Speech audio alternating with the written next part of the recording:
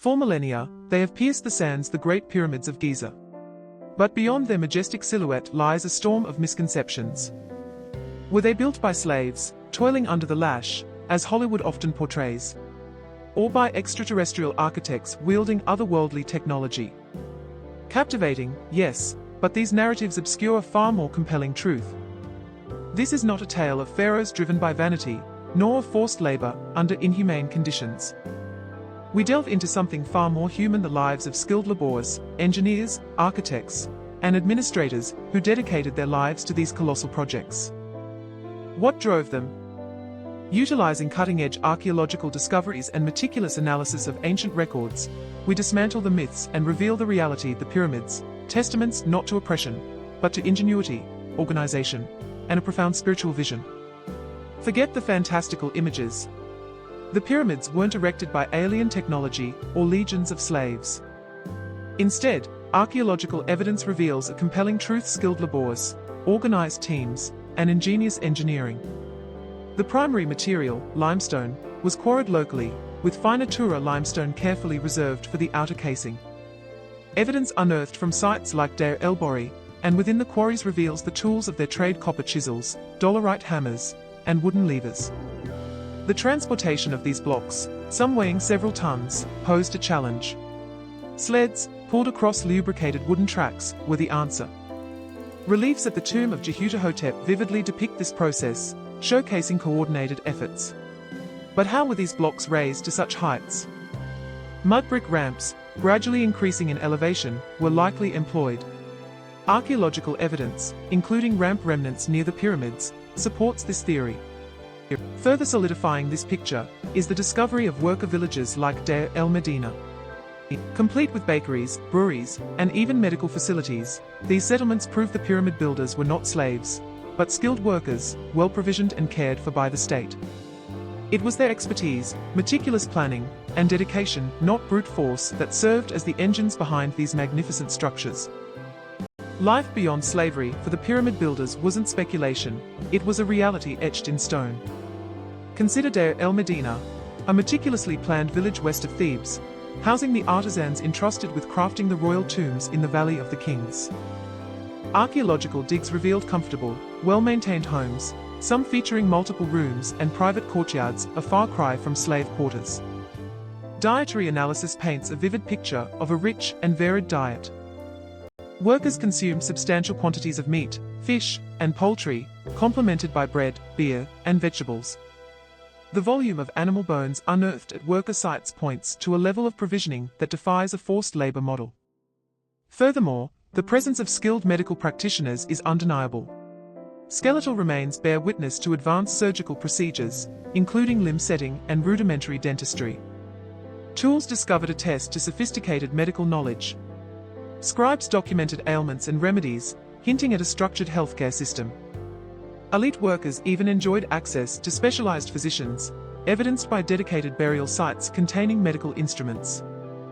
These findings suggest a workforce valued for their skills, provided with adequate nutrition, housing, and medical care, a world away from the brutal image of enslaved masses.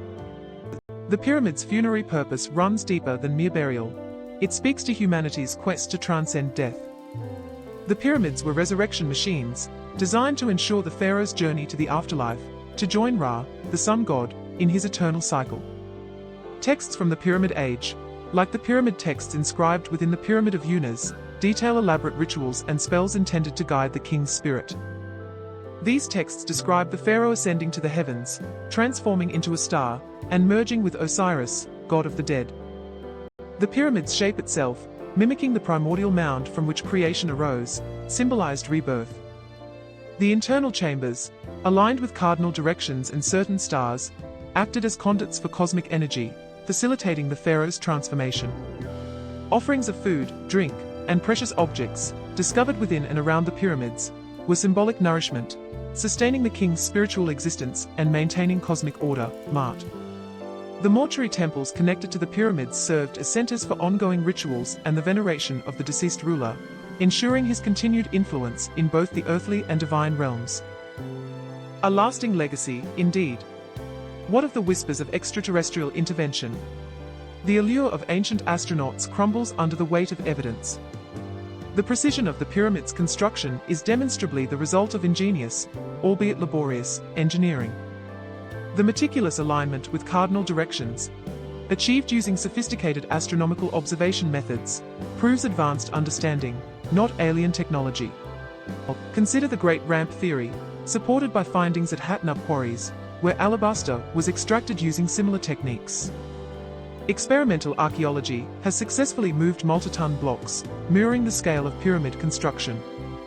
Papyrus scrolls, detailing the logistical operations during Khufu's reign, reveal a highly organized workforce, negating the need for otherworldly assistance. The presence of worker villages, complete with bakeries and breweries, further solidifies a human-driven endeavor. The pyramids, then, stand as a testament to human ingenuity, not alien design. Archaeological discoveries offer a continuing story. Recent excavations near the Giza pyramids, particularly around the workers' city, have unearthed new insights. The discovery of advanced medical tools and evidence of specialized care suggest a level of societal support incompatible with slave labor. Could the accepted narrative be flawed? Furthermore, the analysis of skeletal remains reveals healed fractures and signs of arthritis, indicating physically demanding work, but also access to medical attention. Work at Wadi al-Jarf, revealing papyrus fragments detailing the transportation of limestone blocks during Khufu's reign, showcases meticulous planning and resource management. These finds, coupled with the decipherment of previously untranslated hieroglyphs, paint a picture of a highly skilled and valued workforce, challenging long-held assumptions about pyramid construction and purpose.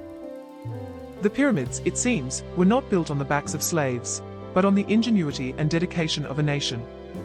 The enduring legacy of the pyramids doesn't reside in fantastical theories of alien intervention or brutal slave labor, narratives meticulously debunked by decades of archaeological work.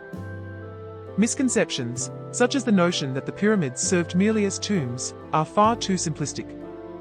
Instead, evidence points to their role as complex solar symbols, vividly reflecting religious beliefs about the afterlife and the pharaoh's divine power. Mark Lehner's work at Giza unearthed well-organized worker villages, complete with bakeries and breweries, signifying a skilled and supported workforce. These pivotal discoveries, coupled with the ongoing analysis of skeletal remains revealing healed fractures and crucial nutritional data, offer tangible proof against exploitative narratives.